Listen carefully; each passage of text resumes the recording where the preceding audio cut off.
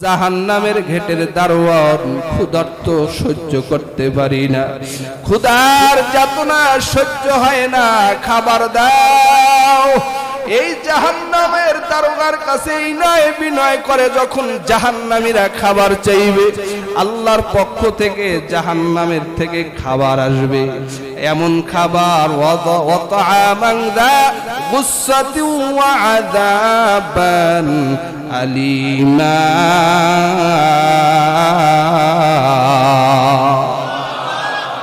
ওই জাহান্নামে এভাবে খাবার চাইবে। জাহান্নামের সবচেয়ে বড় কষ্ট হলো ক্ষুধার্ত কষ্ট।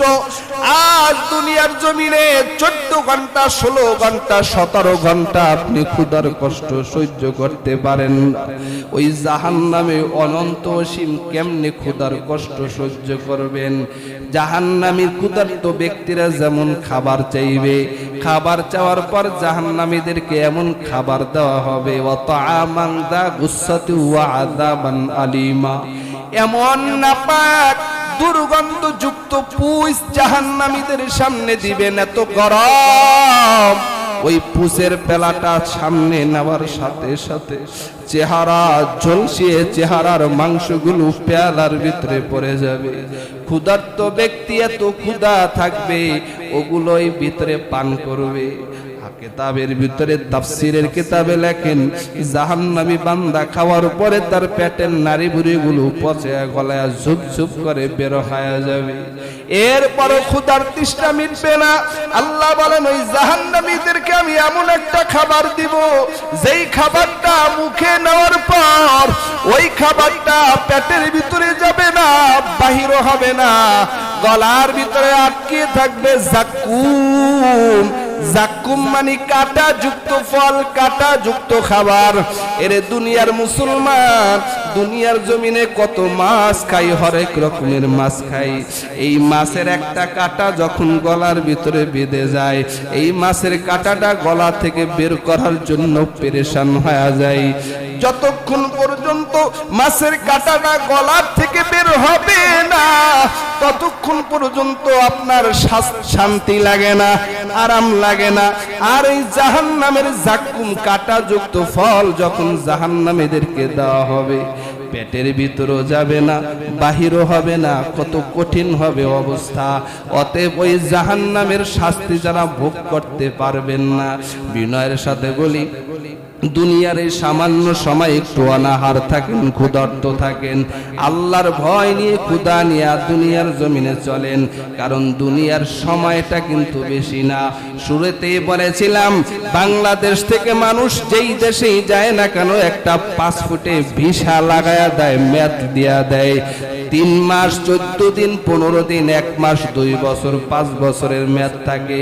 আমি আপনি মায়ের পেটে থাকা অবস্থায় পাসপোর্টে মেয়াদ ভিসা লাগায় দিয়েছেন আল্লাহ।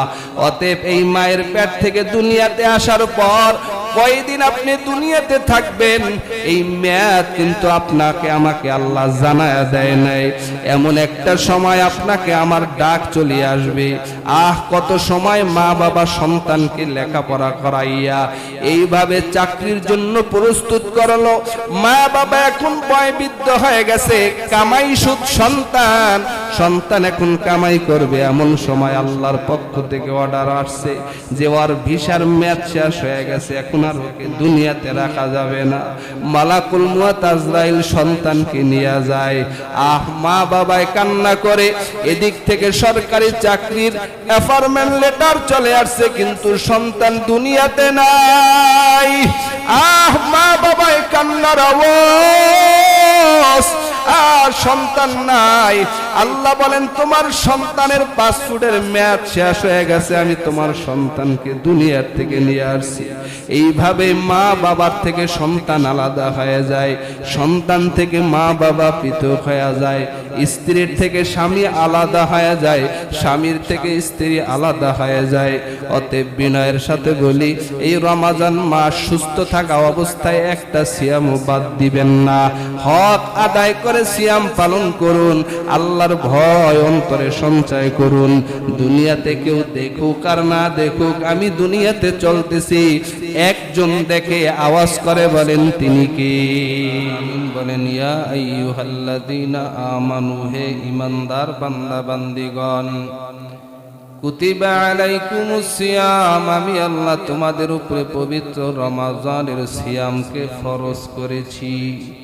শুধু তোমাদের উপরে ফরজ করেছি তা না, কামা কুতিবা আলাল্লাযীনা মিন ক্বাবলিকুম, তোমাদের পূর্ববর্তী যারা ছিল তাদের উপরও সিয়াম ফরজ ছিল। পূর্ববর্তী কারা ছিল? তারা ছিল আহলে কিতাব।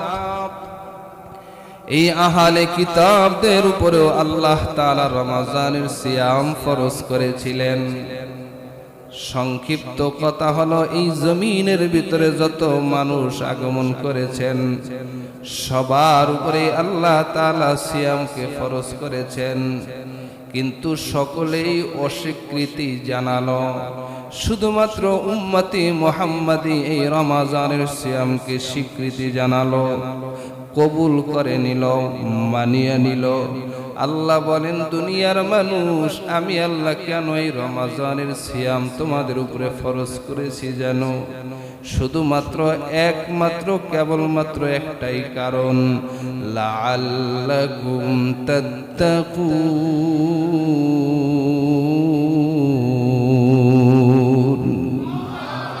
আর মুহাম্মদের সাথে পড়ুন আল্লাহু আকবার। আল্লাহ রাব্বুল আলামিন বলেন, কেবলমাত্র যেন তাকওয়া অর্জন করতে পারো, মুত্তাকিন হতে পারো। তাকওয়া হওয়ার জন্য, তাকওয়াবান হওয়ার জন্য, মুত্তাকি হওয়ার জন্য আল্লাহ রমজানের সিয়াম ফরজ করেছেন। কিছু দিনের জন্য আল্লাহ ফরজ করেছেন, 1 মাস, হতে পারে 29 দিন, হতে পারে 30 দিন। আল্লাহ এই সময়গুলো আমাদের উপরে ফরজ করেছেন সিয়াম পালন করা, অনাহার থাকা। কোন সময় থেকে অনাহার থাকবো? বলে যে সোহবে সাদেক থেকে নিয়ে সূর্য অস্তমিত হওয়ার আগ পর্যন্ত তোমরা অনাহার থাকবে, স্ত্রী সহবাস থেকে বিরত থাকবে, খানা পিনা থেকে তোমরা বিরত থাকবে। কেন? বলে শুধুমাত্র একমাত্র যেন তোমরা তাকওয়া অর্জন করতে পারো, তাকওয়াবান হতে পারো, আল্লাহর ভয় ভীতি অন্তরে সঞ্চয় করতে পারো। তাকওয়াবান ব্যক্তি আল্লাহ তাআলার কাছে বড় দাম। তাকওয়াবান যারা হবে, কোরআনের ভাষায় তাদেরকে বলেন মুত্তাকিন। আল্লাহ বলেন, যারা মুত্তাকির খাতায় নাম লেখাবে, আমি আল্লাহ ওই মুত্তাকিন বান্দা বান্দীদের জন্য রেখেছি জান্নাত। এত দামি মাস এই মাহে রমজানুল মুবারক মাস, কত দামি মাস। মুফাসসিরিন ইকরামগণ বলেন, ইয়াকুব আলাইহিমুস সালামের এই 12 সন্তানের ভিতরে যেমনি ভাবে ইউসুফ নবী ইয়াকুব নবীর কাছে দামি, 12 মাসের ভিতরে রমজান মাস আল্লাহর কাছে তেমন দামি। শুধু তাই না, এই 12 সন্তানের ভিতরে 11 সন্তান ইউসুফ আলাইহিমুস সালামের সাথে যেমনি খারাপ আচরণ করেছেন। 11 ভাই কেমন খারাপ আচরণ করেছেন? বাবার কাছ থেকে বাহানা করে ইউসুফ নবীকে যখন নিয়ে ওই জংলার কূপের ভিতরে নিক্ষেপ করেছেন, আর বাবার কাছে এসে বলেছেন, আপনার সন্তান ইউসুফ খেলতে খেলতে জংলায় চলে গেছে, তাকে বাঘে খেয়ে ফেলছে, বাঘে খেয়ে ফেলছে। বাবার কাছে মিথ্যা কথা বললেন। আর ভাইরা যখন তাকে কূপের ভিতরে রাখলেন, এখানে অনেক লম্বা আলোচনা, হৃদয় বিদারক ঘটনা। 11 ভাইয়ের ভিতরে সব ভাইরা, 10 ভাইরা যখন ভাই ইউসুফকে কূপের ভিতরে ফালায়, আর বড় ভাই ডাক দেয়া কয়, আমার এই ছোট ভাই ইউসুফকে তোমরা এইভাবে ফালায় মাইরো না। বড় ভাই বলতে গেলে আর 9 ভাই তারা খেপে যায়। এর পক্ষে কথা বললেই মায়ের। বড় ভাই ছোট ভাইদের প্রতি বড় মায়া থাকে, ঠিক নেই? হ্যাঁ, বড় ভাই ছোট ভাইদেরকে বড় মহব্বত করে। কিন্তু একটা সময় দেখা যায় জমিনের ভিতরে যখন ছোট ভাইদেরকে বড় ভাইরা এত কষ্ট করে লেখাপড়া করায়, নিজের ঘাম ঝরানো অর্থ দিয়ে তাদেরকে মানুষ বানানোর চিন্তা করে, এক পর্যায়ে বড় ভাই জমিনের ভিতরে নিজের দিকে না তাকাইয়া ভাইদের দিকে তাকাইয়া ছোটদের দিকে তাকাইয়া বাবার দায়িত্বগুলো বড় ভাই পালন করে। কিন্তু দেখা যায় বর্তমান জামানায় সেই ছোট ভাইরা বড় ভাইদেরকে ওইভাবে মূল্যায়ন করে না, ঠিক নেই? ছোট ভাইদেরকে শিক্ষিত বানায়, বড় বড় চাকরি করে, দামি দামি খাবার খায়, দামি দামি বাসস্থানে ঘুমায়। কিন্তু ছোট ভাইরা বড় ভাইদেরকে খাবারও দেয় না, অর্থ দেয় না, এমনকি খবর পর্যন্ত নেয় না। আছে না নাই? বড় ভাইরা ছোট ভাইদেরকে অত্যন্ত মহব্বত করে, মায়া করে, বাবার দায়িত্ব পালন করে। লম্বা ঘটনা, রমজান মাসটা কেমন বুঝাইবার জন্য বলি, 11 ভাই মিলিয়া ইউসুফ নবীকে যেমনি ভাবে কুয়ার ভিতরে ফালাইছেন, আল্লাহ ওই কুয়ার থেকে যখন ইউসুফ নবীকে উঠায়া মিশরের বাদশা বানায়া দিলেন, আজিজে মিশর বানায়া দিলেন, আজিজে মিশরের বাদশা হয়ে গেলেন। এই 11 ভাই যখন অর্থের সংকটে, ক্ষুধার সংকটে, অর্থের অভাব যখন দেখা দিল, এই 11 ভাইরা আবার সেই মিশরের দেশে গেলেন খাদ্য সংগ্রহ করবার জন্য। খাদ্য সংগ্রহ করবার জন্য যখন গেলেন, ইউসুফ নবী এই 11 ভাই সম্পর্কে আল্লাহর কোরআনে সূরাতুল ইউসুফের 92 নম্বর আয়াতে আল্লাহ বলেন, লা তাসরিবা ইয়াউমাকুমুল ইয়াউম। আল্লাহর নবী ইউসুফ বলেন, এই 11 ভাইদের প্রতি আমার কোনো ক্ষোভ নাই। সুবহানাল্লাহ। ঠিক যেমনি ভাবে 11 ভাইদের প্রতি ইউসুফ নবীর কোনো বিদ্বেষ নাই, কোনো ক্ষোভ নাই, কোনো গোসা নাই, কোনো রাগ নাই। ঠিক 11 মাসের ভিতরে রমাজান মাসটা এমন, যেই রমাজান মাস 11 মাসকে বলে, 11 মাসের প্রতি আমার কোনো বিদ্বেষ নাই, ক্ষোভ নাই। সুবহানাল্লাহ। আল্লাহর রাসূল সাল্লাল্লাহু আলাইহি ওয়াসাল্লাম বলেন, রমজান মাসটা এমন এক মাস, যেই মাসে নবী ইউসুফ আলাইহিস সালাম যেমনি ভাবে ভাইরা খাদ্যর সংকট পড়ে খাবার আনতে ভাইয়ের কাছে যায়, ভাইয়ের কাছে যাওয়ার পরে আল্লাহর রাসূল ইউসুফ নবী বলিয়া দিলেন, এ আমার কর্মচারীরা শোনো, আমার যেই লোকগুলো আসছে খাবার নেওয়ার জন্য, তাদের কাছ থেকে তোমরা কোনো বিনিময় নিবা না, তাদেরকে ভরপুর খাবার দেয়া দিবা, এবং তারা বিনিময়ের জন্য যা কিছু দেবে এই জিনিসটাও তাদের খাবারের ভিতরে ঢুকায়া দিবা, তারা যেন তাদের জিনিস নির্ণয় করতে পারে, চিনতে পারে। সুবহানাল্লাহ। কোনো ক্ষোভ নাই। যেই খাবারের বিনিময় নিয়ে যায়, ওই খাবার বিনিময়টা তাদের খাবারের ভিতরে ঢুকায়। ভাইরা এসে দেখে আমি খাবার পাইলাম, আবার খাবারের বিনিময় যা দিয়েছি তাও আমরা পেয়ে গেলাম। কত সুন্দর খাদ্যমন্ত্রী, কত সুন্দর খাদ্যমন্ত্রী। মুফাসসিরিন ইকরামগণ বলেন, রমজান মাসটা তো এমন মাস, এই মাস এমন এক মাস যে 11 মাসে বান্দা যত অন্যায় অপরাধ করেছো, গুনাহ করেছো, কত অন্যায় অপরাধে লিপ্ত হয়েছো, এই রমজান মাসে পদার্পণ করার পর রমজান মাস ডেকে ডেকে বলে, এ আমার আল্লাহর পেয়ারা বান্দারা, 11 মাসে যে যত অন্যায় করেছো, আমি রমাদানুল মুবারকের এই রহমতের মাসে তোমাদের 11 মাসের সব গুনাহগুলো ক্ষমা করে দিয়েছি। শুধু ক্ষমা করে দিয়েছে তা না, তোমাদের এই গুনাহগুলো আমি আল্লাহ রাব্বুল আলামিনের রহমত ও বরকতে গুনাহগুলো নেকির দ্বারা পরিবর্তন করে দিয়েছে। এত দামি মাস রমজান মাস কেমনে বুঝাইলে বুঝবেন? হ্যাঁ বুঝে নেন, লম্বা আলোচনা সংক্ষিপ্ত করে একটু ভালোভাবে বুঝেন। জ্ঞানীরা অল্প কথায় বুঝে। বলে নবী ইয়াকুব আলাইহিমুস সালাম, নবী ইয়াকুব আলাইহিমুস সালাম 11 সন্তানের পোশাক এই ইয়াকুব নবীর সামনে ছিল, সন্তানেরাও সামনে ছিল, কিন্তু ইয়াকুব আলাইহিমুস সালাম একটা সন্তান ইউসুফ নবীর জন্য কান্না করতে করতে 2টা চোখ অন্ধ করে ফেলেছে। কয় চোখ? 2 চোখ অন্ধ করে ফেলল। ইয়াকুব নবী 2 চোখ অন্ধ হয়েছিল, দীর্ঘদিন যাবৎ চোখে দেখে না। কিন্তু 11 সন্তানের পোশাক ওই ইয়াকুব নবীর সামনে ছিল, 11 সন্তানও সামনে ছিল। ইয়াকুব নবীর চোখের দৃষ্টি ফিরিয়ে আসে না। আল্লাহর মেহেরবানি, যখন ইউসুফ নবীর শরীরের পোশাকগুলো ইয়াকুব নবীর সামনে আসছে, ইয়াকুব আলাইহিমুস সালামের চোখের দৃষ্টিগুলো আল্লাহ ফিরিয়ে দিয়েছে।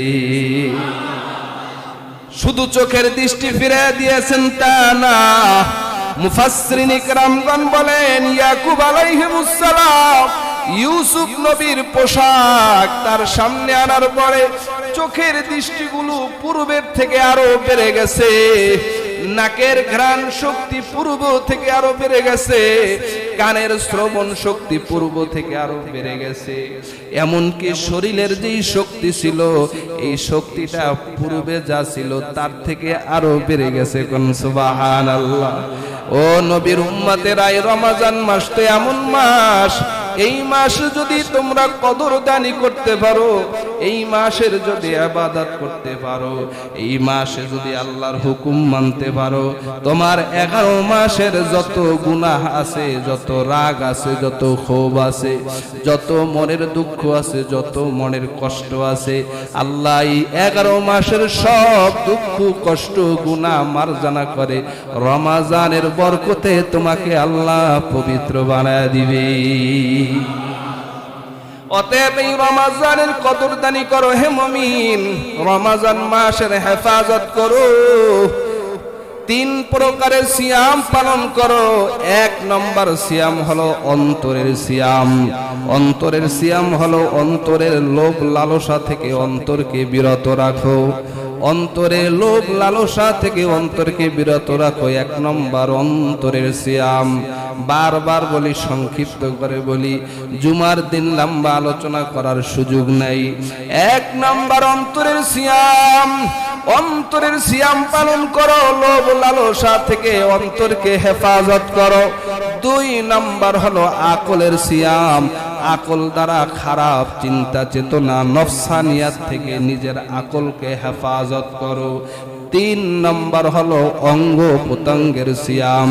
সারা দেহের যে অঙ্গ প্রত্যঙ্গ আছে, অঙ্গ প্রত্যঙ্গগুলো গুনাহের কাছ থেকে বিরত রাখো। চোখ দ্বারা চোখের হারাম দৃষ্টি থেকে নিজেকে হেফাজত করো। এই চোখের সিয়াম পালন করো, কারণ একটা চোখের কুদৃষ্টি তোমাকে জাহান্নামে নিয়ে যাবে। একজন বুজুর্গের ওয়াকিয়া পড়লাম, যেই বুজুর্গ একটা পর নারীর দিকে হারাম দৃষ্টি দিয়েছেন, একবার তাকিয়েছেন, দ্বিতীয়বার তাকিয়েছেন, একবার তাকিয়ে দ্বিতীয়বার যখন তাকাইলেন, কিতাবের ভিতরে আজকেও পড়লাম ঘটনা উল্লেখ করা হয়েছে। ওই বুজুর্গ বান্দা রাতের বেলা ঘুমায়া গেলেন, ঘুমের ভিতরে স্বপ্ন দেখতেছেন তাকে আল্লাহ পাক রব্বুল আলামিন পুলসিরাতের পোল পার হওয়ার জন্য দিয়েছেন। এই বান্দা যখন পুলসিরাতের পোল পার হতে শুরু করেছেন, তখন জাহান্নাম থেকে একটা আঙ্গার এসে তার চেহারার ভিতরে কালো দাগ পড়ে গেছে। চেহারার ভিতরে কালো দাগ পড়ে গেল। বুজুর্গ বান্দা স্বপ্ন ভেঙে যাওয়ার পর তিনি তেনার চেহারা যখন আয়নার সামনে দেয়া তাকাইলেন, আয়নার সামনে যাওয়ার পর তাকায়া দেখেন তার চেহারার ভিতরে একটা কালো দাগ দেখা যায়। মানুষ যখন জিজ্ঞেস করে, ভাই তোমার চেহারার এই কালো দাগটা কিসের? আল্লাহর বান্দা বলে, আমি যখন রাতের বেলা ঘুমায়া গেলাম, ঘুমের ভিতরে আমি স্বপ্নে দেখতেছিলাম এর পূর্বে আমি হারাম দৃষ্টি দিয়েছিলাম, একটা বেগানার দিকে একবার তাকিয়েছিলাম, আল্লাহ ক্ষমা করেছেন। দ্বিতীয়বার যখন বেগানার দিকে তাকাইলাম, দ্বিতীয়বার তাকানোর কারণে আমাকে আল্লাহ পাক রব্বুল আলামিনের পুলসিরাতের পুল পার হওয়ার জন্য দিয়েছেন। পার হতে যখন শুরু করলাম, জাহান্নামের একটা আঙ্গার এসে আমার চেহারাকে ঝলসিয়ে দেয়। আর গায়েব থেকে আওয়াজ আসে, এ আল্লাহর বান্দা, একবার বেগানার দিকে তাকানোর কারণে একটা চেহারার ভিতরে কালো দাগ পড়েছে। যদি এমন তাকাইতে থাকো, যতবার তাকাইবা ততবার এই জাহান্নামের আঙ্গার দিয়ে ছেক দিয়ে তোমার চেহারাকে কুলুষিত করে দেওয়া হবে। তাহলে বেগানার দিকে দৃষ্টি দেওয়া, হারাম দৃষ্টি দেওয়া কত বড় একটা অন্যায়ের কাজ। আজ আমরা বেগানের দিকে তাকাইতে বড় মজা পাই, চোখ দ্বারা চোখের গুনাহ করতে বড় মজা পাই। এই চোখের বসিরাত আর চোখের পাওয়ার নষ্ট হয়ে গেছে। চোখ এমন একটা আল্লাহর নিয়ামত, এই চোখ আল্লাহ দিয়েছেন আল্লাহর পবিত্র জিনিস দেখবার জন্য, বেগানা দেখার জন্য না, ওই মোবাইলের ভিতরে অশ্লীল নাচ গান দেখার জন্য না। ও কলিজার যুবক ভাই, ও আমার বৃদ্ধ বাবারা, ও নবীর উম্মতেরা, আজ আমাদের রমজান মাসে সময় কাটে না। আল্লাহর মেহেরবানি, আল্লাহর এই রহমতের মাস, আমরা সময় পার করতে পারি না। আমরা গুনাহের সরঞ্জামি দ্বারা সময় পার করি। মোবাইল দেখে দেখে দেখে দেখে আমরা চোখের গুনাহ করতেছি। বিনয়ের সাথে আহ্বান করি, মোবাইলের মতন এই গজব থেকে নিজেকে বিরত রাখেন। এই রমজান মাস সময়টাকে কাজে লাগান, চোখের গুনার থেকে চোখকে হেফাজত করেন, চোখের সিয়াম পালন করেন। চোখ দ্বারা গুনাহের কাজ দেখবেন না, গুনাহের জিনিস দেখবেন না। হাত দ্বারা নিষিদ্ধ বস্তু হাত দ্বারা ধরবেন না, এটা হাতের সিয়াম। পা দ্বারা খারাপ জায়গায় হেঁটে হেঁটে যাবেন না, পায়ের সিয়াম। এই পেটকে হারাম খাদ্য থেকে পেটকে হেফাজত করবেন। ইফতারি খাবেন, সাহারি খাবেন, হালাল বস্তু দ্বারা সাহারি খান। যদিও এক ঢোক পানি হয়, ওই পানিটাই পান করেন। হারাম বস্তু দ্বারা পেটকে হেফাজত করেন। সুদের মাল খাবেন না, ঘুষের মাল খাবেন না, ইতিমের হক নষ্ট করে খাবেন না, অন্যায় ভাবে মানুষের সম্পদ নষ্ট করে খাবেন না, ভাইয়ের সম্পদ অন্যায় ভাবে আপনি ভোগ করবেন না, জবরদখল করে প্রতিবেশীর হক নষ্ট করে খাবেন না। এই পেটকে হেফাজত করেন, লোকমাকে হালাল বানান। এই রমজানের সিয়াম পালন করবেন। কার সিয়ামটা কবুল হবে সে নিজেই বুঝতে পারবেন, কারটা কবুল হবে না তাও বুঝতে পারবেন। যেই বান্দা রমজান মাসে সিয়াম পালন করবে, আল্লাহর ইবাদত বন্দেগী করবে, রমজান চলিয়া গেলে তার ভিতরে দিনের ক্ষেত্রে একটা পরিবর্তন আসবে। আর যখন রমজান মাস চলিয়া যাবে, কারো ভিতরে যদি কোনো পরিবর্তন লক্ষণ করা না যায়, বুঝে নিবেন আপনার রমজানের সিয়াম আপনার কোনো কাজে আসে নাই। এই ক্ষুধার্ত থাকা, অনাহার থাকা, ইবাদত বন্দি করা, এগুলো সব হলো একটা বেহুদা সময় নষ্ট করেছেন। আর যদি আপনার ভিতরে পরিবর্তন লক্ষণ করেন, পরিবর্তন দেখতে পান যে আপনি আগে নামাজ পড়তেন না, রমজান চলিয়া যাওয়ার পর আপনি নামাজ বাদ দিতে পারেন না। আপনি রমজান মাসে যেমনি ভাবে ইবাদত বন্দেগী করেছেন, রমজানের পরেও ইবাদতকে ধরিয়া রাখছেন, মনে করবেন আপনার রমজানের সিয়াম আল্লাহর দরবারে কবুল হয়ে গেছে। অতএব বিনয়ের সাথে বলবো, একটা মুহূর্ত আপনারা অযথা নষ্ট করবেন না। আল্লাহ বলেন, আমি আল্লাহ তোমাদেরকে রমজান মাস দিয়েছি। কেন দিয়েছি জানো? শাহরু রমাযানাল্লাযী উনজিলা ফীহিল কুরআন হুদাল লিন্নাস ওয়া বাইয়িনাতিম মিনাল হুদা ওয়াল ফুরকান। আল্লাহ পাক রব্বুল আলামিনের দরবারে দুইটা জিনিস সুপারিশ করবে, শাফাআত করবে। এক হলো রমজান মাস, সুপারিশ করবে, শাফাআত করবে। রমজান মাস আল্লাহকে ডেকে বলবেন, আল্লাহ আমি এই বান্দাকে ক্ষুধার্ত রেখেছি, আমি এই বান্দাকে ক্ষুধার্ত রেখেছি, দিনের বেলা পানাহার করে না। আল্লাহ আমি আপনার দরবারে সুপারিশ করতেছি, আমার এই বান্দাকে, আপনার এই বান্দাকে আপনি জান্নাত দিয়া দিবেন। আর হলো আল্লাহর কোরআন আল্লাহর দরবারে সুপারিশ করে বলবে, আল্লাহ তোমার এই বান্দাকে রাতের বেলা ঘুম যাইতে দেই নাই। ও আল্লাহ, আমি কোরআনকে তেলাওয়াত করেছি, আমি কোরআনকে পড়েছি, কোরআনকে আগলে ধরেছেন। অতএব আল্লাহ এই বান্দাকে আপনি জান্নাতে পৌঁছায় দিবেন। আল্লাহ পাক রব্বুল আলামিনের দরবারে রমজানের সিয়াম কোরআন সুপারিশ করবে। আজ যারা দুনিয়ার জমিনে ক্ষুধার্ত থাকতে পারেন না, কেন থাকবেন না? আল্লাহ পাক রব্বুল আলামিন কোন পানাহার করেন না, খাবার খায় না, আহার করে না। আল্লাহ বলেন, দুনিয়ার মুমিন তোমরা দুনিয়াতেও পানাহার করিও না, আহার করিও না। এই জমিনে কিছু ক্ষুধার্ত বান্দা আছে, তারা কেমনে কষ্ট করে তোমরা একটু এই কষ্টটা অনুভব করো। ক্ষুধার্ত থাকার ভিতরে একটা কষ্ট, এমন কষ্ট আল্লাহ পাক রব্বুল আলামিন জাহান্নামের ভিতরে অসংখ্য শাস্তি রেখেছেন। এত শাস্তি রেখেছেন আল্লাহ পাক রব্বুল আলামিন, জাহান্নামের ভিতরে সাপ বিচ্ছু রেখেছেন, জাহান্নামের আগুন রেখেছেন। এই জাহান্নামের ভিতরে সব দুঃখ কষ্টের ভিতরে একটা কষ্ট হলো ক্ষুধার্ত কষ্ট। আল্লাহ পাক রব্বুল আলামিন একটা ক্ষুধার্ত কষ্ট দিবেন। ক্ষুধার্ত কষ্টটা এমন হয়ে যাবে, সূরাতুল মুজাম্মিলে আল্লাহ রব্বুল আলামিন বলেন, বান্দা ওই জাহান্নামের ভিতরে ক্ষুধার যন্ত্রণা, ক্ষুধার কষ্ট সহ্য করতে না পেরে জাহান্নামের দারোগাকে ডেকে ডেকে বলবেন, ও জাহান্নামের গেটের দারোয়ান, ক্ষুধার্ত সহ্য করতে পারি না, ক্ষুধার যাতনা সহ্য হয় না, খাবার দাও। এই জাহান্নামের দারোগার কাছে এই নয় বিনয় করে যখন জাহান্নামীরা খাবার চাইবে, আল্লাহর পক্ষ থেকে জাহান্নামের থেকে খাবার আসবে। এমন খাবার, ওয়াতাআমান যা গুসসাতি ওয়া আযাবান আলিমা।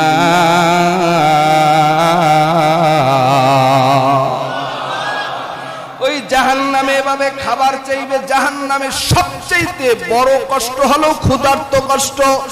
আজ দুনিয়ার জমিনে 14 ঘন্টা, 16 ঘন্টা, 17 ঘন্টা আপনি ক্ষুধার কষ্ট সহ্য করতে পারেন না। ওই জাহান্নামে অনন্ত অসীম কেমনে ক্ষুধার কষ্ট সহ্য করবেন? জাহান্নামী ক্ষুধার্ত ব্যক্তিরা যেমন খাবার চাইবে, খাবার চাওয়ার পর জাহান্নামীদেরকে এমন খাবার দেওয়া হবে, ওয়াতাআমান যা গুসসাতি ওয়া আযাবান আলিমা। এমন নাপাক দুর্গন্ধযুক্ত পুষ জাহান্নামীদের সামনে দিবেন, এত গরম। ওই পুষের পেলাটা সামনে নেওয়ার সাথে সাথে চেহারা ঝলসিয়ে চেহারার মাংসগুলো পেয়ালার ভিতরে পড়ে যাবে। ক্ষুধার্ত ব্যক্তি এত ক্ষুধা থাকবে, ওগুলোই ভিতরে পান করবে। কিতাবের ভিতরে তাফসীরের কিতাবে লেখেন, জাহান্নামী বান্দা খাওয়ার পরে তার পেটের নাড়ি বুড়িগুলো পচে গলায় ঝুপ ঝুপ করে বের হয়ে যাবে। এরপরও ক্ষুধার তৃষ্ণা মিটবে না। আল্লাহ বলেন, ওই জাহান্নামীদেরকে আমি এমন একটা খাবার দিব, যেই খাবারটা মুখে নেওয়ার পর ওই খাবারটা পেটের ভিতরে যাবে না, বাহিরও হবে না, গলার ভিতরে আটকে থাকবে। জাক্কুম, জাক্কুম মানে কাটা যুক্ত ফল, কাটা যুক্ত খাবার। এরে দুনিয়ার মুসলমান, দুনিয়ার জমিনে কত মাছ খাই, হরেক রকমের মাছ খাই। এই মাছের একটা কাটা যখন গলার ভিতরে বেঁধে যায়, এই মাছের কাটাটা গলা থেকে বের করার জন্য পেরেশান হয়ে যায়। যতক্ষণ পর্যন্ত মাছের কাটাটা গলার থেকে বের হবে না, ততক্ষণ পর্যন্ত আপনার শান্তি লাগে না, আরাম লাগে না। আর এই জাহান্নামের জাক্কুম কাটা যুক্ত ফল যখন জাহান্নামীদেরকে দেওয়া হবে, পেটের ভিতরও যাবে না, বাহিরও হবে না, কত কঠিন হবে অবস্থা। অতএব ওই জাহান্নামের শাস্তি যারা ভোগ করতে পারবেন না, বিনয়ের সাথে বলি, দুনিয়ার এই সামান্য সময় একটু অনাহার থাকেন, ক্ষুধার্ত থাকেন, আল্লাহর ভয় নিয়ে ক্ষুধা নিয়ে দুনিয়ার জমিনে চলেন, কারণ দুনিয়ার সময়টা কিন্তু বেশি না। শুরুতেই বলেছিলাম বাংলাদেশ থেকে মানুষ যেই দেশেই যায় না কেন একটা পাসপোর্টে ভিসা লাগায়া দেয়, মেয়াদ দিয়া দেয়, 3 মাস 14 দিন 15 দিন 1 মাস 2 বছর 5 বছরের মেয়াদ থাকে। আমি আপনি মায়ের পেটে থাকা অবস্থায় পাসপোর্টে মেয়াদ ভিসা লাগায় দিয়েছেন আল্লাহ। অতএব এই মায়ের পেট থেকে দুনিয়াতে আসার পর কয়দিন আপনি দুনিয়াতে থাকবেন এই মেয়াদ কিন্তু আপনাকে আমাকে আল্লাহ জানায়া দেয় নাই।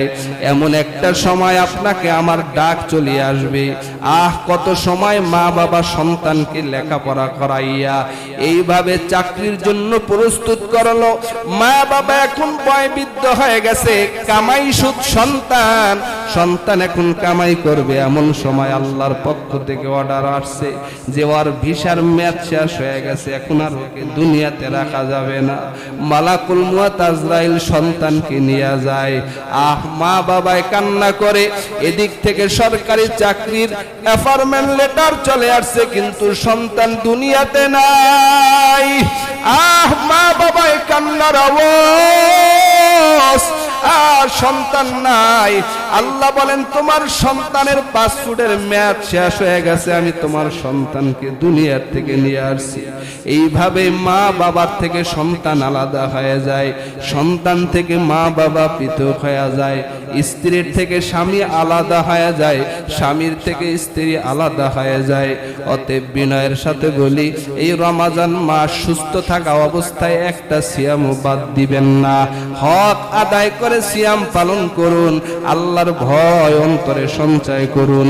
দুনিয়াতে কেউ দেখুক আর না দেখুক, আমি দুনিয়াতে চলতেছি, একজন দেখে আওয়াজ করে বলেন তিনি কে? আরো জোরে বলেন কে? ওই আল্লাহ তাআলা দেখেন। এ কারণে হাদিসে জিবরাইল নামে একটা হাদিস, সহিহ হাদিস আমার নবীর উপরে আল্লাহ নাজিল করেছেন। আল্লাহর নবীর উপরে হাদিস দিয়া বলেন, ও নবী জানায়া দেন, বান্দা যখন ইবাদত করে, রোজা পালন করে, সিয়াম পালন করে, বান্দা যখন খেয়াল করে আনতা বুদাল্লাহ কান্নাকা তারা ফাইন লাম তাকুন তারা ফাইন্নাহু ইয়ারা। বান্দা সিয়াম পালন করো, খেয়াল করো আমি সিয়াম পালন করতেছি, আমার আল্লাহ আমাকে, আমি আমার আল্লাহকে দেখে দেখে সিয়াম পালন করি। কিন্তু এই জন্ম চক্ষু দিয়া আল্লাহকে দেখা সম্ভব না। যেমনি জবানার পয়গম্বর মুসা আলাইহিস সালাম আল্লাহকে দেখতে চেয়েছিলেন, আল্লাহকে দেখতে পারেন নাই। আল্লাহ বলেছেন লাং তারানি, দেখা যাবে না। আল্লাহকে এই জন্ম চক্ষু দিয়া দেখা যায় না। তবে বান্দা অন্তরে খেয়াল করো, আমি আমার এই চক্ষু দিয়ে আল্লাহকে মালিকের সামনে কেমনে দাঁড়াই। দুনিয়ার বিচারকের সামনে আসামি কত ভয় জড়ো সড়ো হইয়া, দুহাত জড়ো সড়ো করিয়া আসামি এজলাসের সামনে দাঁড়ায়। আমাকে গতকালকে একজনে প্রশ্ন করেছিলেন, হুজুর নামাজের ফরজ, ওয়াজিব, সুন্নাতে মুআক্কাদা সব ঠিক রেখে যদি নামাজ পড়ি, এই নামাজ কি কবুল হবে না? কত মানুষের কাছে প্রশ্ন করলাম, জবাব সঠিকভাবে পাইলাম না। আমি বললাম, আপনি নামাজের ফরজ, ওয়াজিব, সুন্নাতে মুআক্কাদা, সুন্নাত সব আদায় করলেন ঠিক, কিন্তু আপনার অন্তরের ভিতরে কতটুকু ভয় নিয়ে আপনি নামাজ আদায় করেছেন? আপনি শরীয়তের সব বিধানগুলোই মেনেছেন ঠিক, কিন্তু অন্তরের অবস্থাটা কেমন? আপনি যখন নামাজ আদায় করেছেন তখন কি আপনি চিন্তা করেছেন আমি নামাজ পড়তেছি, আমি আল্লাহকে দেখে দেখে নামাজ পড়ি? কারণ নবীর সাহাবী হযরত আলী বলেন, আমি ওই আল্লাহর ইবাদত করি না যেই আল্লাহকে আমি দেখি না। কারণ হযরত আলী ইবাদত করতেন, আল্লাহকে দেখে দেখে নামাজ পড়তেন, ইবাদত করতেন। এই কারণেই তার পায়ের ভিতরে তীর ঢুকে গেছে। আমরা সামান্য একটা মশার কামড় সহ্য করতে পারি না, কত ইয়া রাসূল কত এ ধরনের কয়েল ব্যবহার করি। হযরত আলী বলে, আমার এই পায়ের ভিতরে যে তীর বিচ্ছে, এই তীর যদি বের করতে চাও, আমি যখন নামাজে দণ্ডায়মান হব তখন তীর বের করবা। এই কারণে হযরত আলী রাদিয়াল্লাহু তাআলা আনহুর পায়ের থেকে তীর বের করেন নামাজের মধ্যে।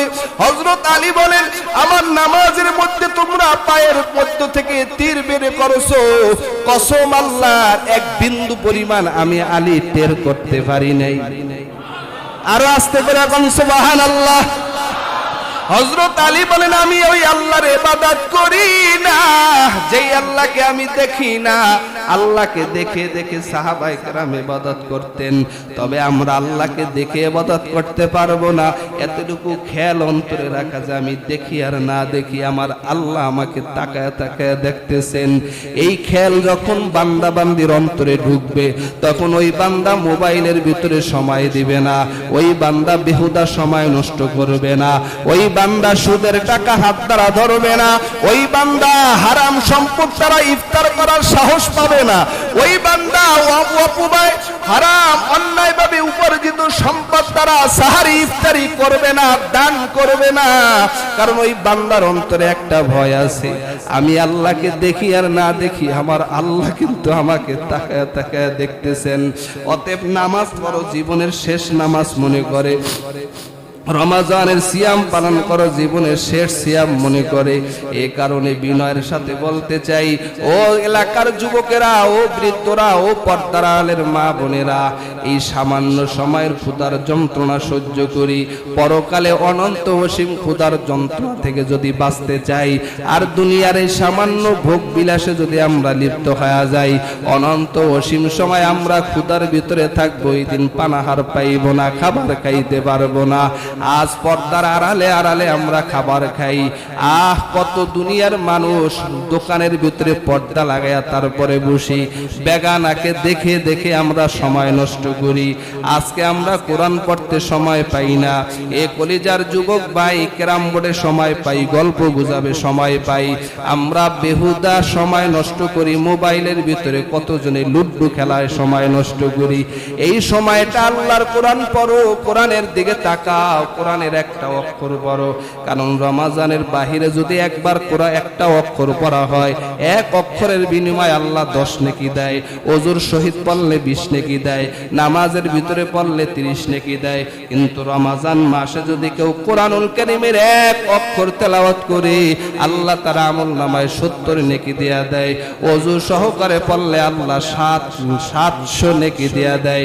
নামাজের ভিতরে একটা অক্ষর পড়লে আল্লাহ 7 লক্ষ হরফ পড়ার সওয়াব তার আমলনামায় দেয়া দেন। কারণ রমাজান মাসের মতন কোনো মাস নাই। এই মাস এত দামি মাস, এজন্য এই দামি মাসকে কদরদানি করুন। দামি মাসের সময় নষ্ট করা যাবে না। এই মাসের প্রতিটি মুহূর্তে মুহূর্তের দাম, এত দাম, এজন্য রোজাদারের কত দাম বলে, রমাজানের সিয়াম পালনকারীর জন্য গর্তের পিপিলিকা থেকে শুরু করে সমুদ্রের মৎস্য পর্যন্ত আল্লাহর আদালতে মাগফিরাতের দোয়া করতে থাকে। ওই মাগফিরাতের দোয়া যদি চাও তাহলে রোজাদার বনে যাও, রোজা রাখো। আমরা এখানে যারা উপস্থিত হয়েছি, আলোচনা অনেক শুনেছি, অনেকে এখনো পর্যন্ত সিয়াম পালন করতে পারি নাই। সুস্থ থাকা অবস্থায় যারা সিয়াম পালন করতে পারি নাই, যারা করি, সকলে দৃঢ় প্রতিজ্ঞা করি, আলাদা করি, বাকি দিনগুলো আমরা একটা সময়ও নষ্ট করব না, আমরা রোজা রাখবো। এরকম নিয়ত যাদের অন্তরের ভিতরে আছে, দুইটা হাত আল্লাহকে দেখা দেই, নারায়ে তাকবীর, নারায়ে তাকবীর। আয় আল্লাহ হাতগুলো কবুল করে নাও। আল্লাহ আমাদেরকে তোমার মর্জি অনুযায়ী রোজা রাখবার তৌফিক দিয়া দাও। জোরে জোরে বলেন আমিন। হতে পারে এই রমাজানের সিয়াম জীবনের শেষ সিয়াম। আল্লাহ এই রমাজান মাসের উসিলায় আমাদের গুনাহগুলো মাফ করে দেন, বলেন আমিন। মুহতারাম হাজিরিন, অনেকেই মাসালাগত কারণে রোজা ভেঙে ফেলি। সংক্ষিপ্ত কয়েকটা মাসালা, যেমন রাতের বেলা আপনি সিয়াম পালন করবেন, নিয়ত করেছেন, কিন্তু রাতের বেলা যুবকদের নাইট প্রেসার হয়ে গেছে, সময় হয়ে গেছে, সাহারির টাইম চলে যেতে আছে, আপনি এখন পর্যন্ত পবিত্র হইতে পারেন নাই। এর মানে আপনি সাহারিও খাইতে পারবেন না, রোজাও রাখতে পারবেন না। বিষয়টা এমন না। নাইট প্রেসার হলেও গোসল করেন আর না করেন, আপনি হাত মুখ ধুইয়া খাবার খায়া নিয়ত করে নেবেন আমি রোজা রাখবো ইনশাআল্লাহ, তাহলে রোজা হয়ে যাবে। অনেকেই এই মাসালা জানবে, তাও শরম, দিনের ব্যাপারে কোনো লজ্জা নেই। নবীজির কাছে স্বামী স্ত্রীর সকল মাসালাকে ওপেন করে দেওয়া হয়েছে। নবীজি মহিলাদের মাধ্যমে উম্মুল মুমিনিন মা আয়েশা রাদিয়াল্লাহু তাআলা আনহা সহ বিবিদের মাধ্যমে মহিলাদেরকে মাসালা জানায় দিয়েছেন, পুরুষের মাসালা জানায় দিয়েছেন। এজন্য মাসালা জানতে সংকোচ বোধ করা যাবে না, যার কারণে ইবাদত নষ্ট হয়ে যায় ফরজের মতো। অনেকে স্বামী স্ত্রী রাতের বেলা সময় কাটাইছেন কিন্তু ঘুমায় গেছেন, এভাবেই সুবে সাদেক আসছে, এখনো 10 মিনিট আছে অথবা মিনিটই চলে গেছে, খাবারও খাইতে পারেন নাই, আপনি পবিত্র হইতে পারেন না। এখন কি আপনি রোজা রাখবেন কি রাখবেন না? কি বলেন? এখন আপনি রোজা রাখতে পারবেন, রোজা রাখার নিয়ত করবেন, রোজা হয়ে যাবে। আপনি মনে করবেন যে আমি তো পবিত্র হই নাই, তাই খাবার খাবো না, খাবার না খাইলে তো আমার রোজা হবে না। না, খাবার খাওয়ার ভিতরে বরকত। এক হাদিসের ভিতরে রাসূল বলেন তাসাহহারু ফা ইন্না ফিস সাহুরি বারাকা, আল্লাহ সাহারের ভিতরে বারাকা রেখেছেন। রাসূল বলেন আমার উম্মত ততক্ষণ পর্যন্ত পথভ্রষ্ট হবে না যতক্ষণ পর্যন্ত তারা ইফতারি যথা সময় হওয়ার সাথে সাথে ইফতারি করবে আর সাহারিকে শেষ অর্থে সাহারি করবে। আমার উম্মত ততক্ষণ পর্যন্ত পথভ্রষ্ট হবে না। কারণ সুবহানাল্লাহ। তাহলে 2 নম্বর মাসালা জানলাম যে স্বামী স্ত্রী থাকার পরেও পবিত্র হইতে পারি আর না পারি, সময় হইলে নিয়ত করে নেব। আর যদি সময় থাকে দুইজনেই হাত মুখ ধোয়া হইল, কিছুটা খাবার খেয়ে নেব, ইনশাআল্লাহ রমাদানের সিয়াম হয়ে যাবে। এরপরে আমরা পবিত্র হয়ে ফজরের নামাজ আদায় করে নেব। মুহতারাম হাজরিন, অনেকে মনে করি হাতের রক্ত বাইরে গেলে মনে হয় যে আর রোজা থাকবো না। না, রক্ত বাইরে এলেও রোজা থাকবে। রোজা অবস্থা আপনি ইনজেকশন করতে পারবেন, কোনো রোজা আপনার ক্ষতি হবে না। এমনকি সেলাইনও দিতে পারবেন, তবে ওই সেলাইন দেওয়াটা মাকরু বলেছেন ফিকহের কিতাবে। যেই সেলাইন পুশ করলে পরে ক্ষুধা নিবারণ হয়, যেমন সিজারের রোগীদের বিশেষ করে যখন তারা সিজারিং যারা হয় তাদেরকে যে সেলাইন পুশ করে, ওই সেলাইনের দ্বারা তাদের পেটের ক্ষুধা থাকে না। কথাটা বুঝছেননি? তাহলে যেই সেলাইন পুশ করার মাধ্যমে পেটের ক্ষুধা নিবারণ হয়ে যায়, ক্ষুধা লাগে না, অমন সেলাইন পুশ করা মাকরু। তবে এই সেলাইন ব্যবহার করলেও রোজা ভঙ্গ হবে না, রোজা নষ্ট হবে না। এই কারণে রাতের দিনের বেলা অনেকে ঘুমাইছেন, অনেক সময় দিনের বেলা অনেক পুরুষের নাইট প্রেসার হয়ে গেছে, অনেকে মনে করে যে আমার তো শেষ। না, এই দিনের বেলা রোজা অবস্থায় ঘুমান্ত অবস্থায় নাইট প্রেসার হইলে রোজা ভাঙবে না, রোজা ঠিক থাকবে। এগুলো খেয়াল করে নেবেন। জরুরি জরুরি কিছু কথা যাদের প্রয়োজন মনে করেন মাসআলা জিজ্ঞাসা করে এরপরে সিয়াম পালন করবে ইনশাআল্লাহ। আরো অনেকের প্রশ্ন ছিল, যাদের যা প্রশ্ন আছে প্রশ্ন করে ব্যক্তিগতভাবে অনেক জেনে নিতে পারবেন। আল্লাহ আমাদের সবাইকে আল্লাহর হুকুম পবিত্র মাহে রমজানের সিয়াম পরিপূর্ণভাবে পালন করার তৌফিক দান করে বলি আমিন। নবীজি সাল্লাল্লাহু আলাইহি সাল্লাম বলেন আস-সিয়ামু জুন্নাতুন মা লাম ইয়াখরিকাহা, এই পবিত্র রমজানের সিয়াম হলো বান্দার ঢাল স্বরূপ, উম্মতের ঢাল স্বরূপ। দুনিয়ার ঢাল দ্বারা যেমনি ভাবে আত্মরক্ষা করে মানুষ, আর এই রমজানের সিয়াম এমন এক ঢাল যেই ঢাল দ্বারা জাহান্নাম থেকে আত্মরক্ষা করবে। আমি তো বলি যে উম্মতি মুহাম্মাদীকে আল্লাহ রমজান দিছেই জান্নাতে নেওয়ার জন্য। আস্তে করে কইলো সুবহান, জোরে কোন সুবহানাল্লাহ। কারণ এমন রমজান, এমন সিয়াম পৃথিবীর জন্ম থেকে নেই অদ্যাবধি পর্যন্ত আল্লাহ কোন উম্মতের জন্য এমন সিয়াম আল্লাহ দেন নাই যেই সিয়ামের মাধ্যমে একটা ইবাদত করলে আল্লাহ 70টা নেকি দেয়া দেয়, নফলকে ফরজ বানায় দেয়, ফরজকে 70টা ফরজের সমতুল্য দেয়। এটা উম্মতি মুহাম্মাদীকে আল্লাহ দিবেন, বিগত পূর্বের কোন উম্মতকে আল্লাহ দেনই নাই। সুবহানাল্লাহ বিহামদি। কারো সিয়াম তো এমন ছিল, আহলে কিতাব বা পূর্বে যাদের উপরে আল্লাহ সিয়াম পালন করে তাদের তো এমন ছিল যে রাতের বেলা তারা ঘুমায় গেছে, ঘুমাইলে আর খাইতে পারবে না, রাতের বেলা স্ত্রীর সাথে আর থাকতে পারবে না। এরপরে হযরত ইয়াকুব আলাইহিস সালামের সিয়াম তো এমন ছিল, একদিন সিয়াম পালন করছেন, দ্বিতীয় দিন ইফতার করছেন। আর আমাদের জন্য কত সহজ আল্লাহ করেছেন উম্মতি মুহাম্মাদীকে। সুবে সাদেক থেকে নিয়ে সূর্য অস্তমিত হওয়ার আগ পর্যন্ত তোমরা 3 কাজ থেকে বিরত থাকো, স্ত্রী সহবাস থেকে বিরত থাকো, খানা খাওয়ার থেকে বিরত থাকো, পানাহার থেকে পানি পান করা থেকে বিরত থাকো, তাহলে তোমাদের সিয়াম হয়ে যাবে। সুবহানাল্লাহ বিহামদি। এটা উম্মতে মুহাম্মাদীকে সারপ্রাইজ দেওয়া হয়েছে, যা পূর্বের কোন উম্মতকে দেওয়া হয় নাই। এই সুযোগ পাওয়ার পরেও এই একটা অফার পাওয়ার পরেও যদি অফারকে কাজে লাগাইতে না পারি, মাঝে মাঝে রমজানের আগে জুতার দোকানে অফার দেয়, জুতার দোকানে উমরি খাও ভিড়, কথা কোন ঠিক নেই? দুনিয়ার অফার কামাইয়ের জন্য যেই ভিড় জমায়, আল্লাহ 12 মাসের ভিতরে একটা মাস অফার রাখছেন, অফারের মাস। এই মাসটা কি একটু ভিড় জমায় ইবাদত বন্দেগী করা যায় না? আমি ফজরের সময় যখন মসজিদে ঢুকি তখন এই সাথে এই যে একটা রহমতের মাস,